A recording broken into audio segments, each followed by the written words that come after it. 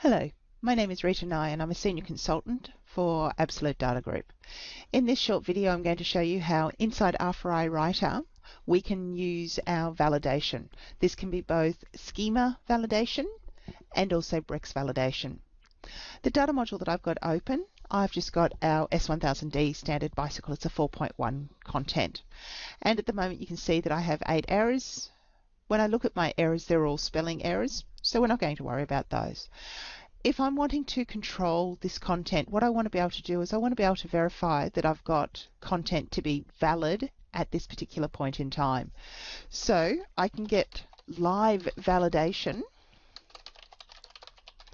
So if I now have my title, if I put in another title, I'm now going to have a validation issue. I get it in two ways. The first one is I can get a visual red underline, and when I point to it, it will tell me what that validation error is. And also in my document windows, I've now got an additional error which is in my schema validation. So this is then telling me what the problem is. So I can then get that live validation at that point in time. So it's a nice, simple, easy way for me to be able to get that. For my BREX validation, what it's going to do is it's going to utilize the information of which BREX I have referenced inside here. So we can see that when we get down to our BREX ref, here's our BREX ref as per the standard S1000D, and you'll notice that for this particular example, I have an extension on my S1000D model identification code.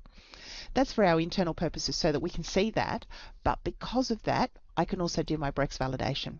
So with this, you can see I'm currently at 8 errors. If I run a BREX check now, what it's going to do is it's going to complete this BREX validation, and when it's finished, you can now see I'm back to 9 errors, and if I look at my errors, you can now see I have a BREX validation.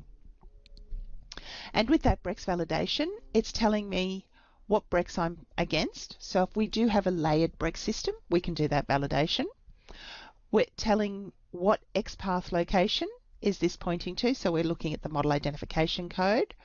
And I can click on to the locate in the document, and you can see that it takes me up to what doesn't comply with this particular validation.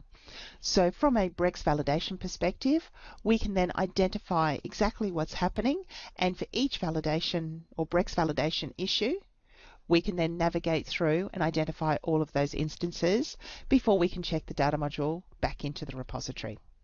Thank you.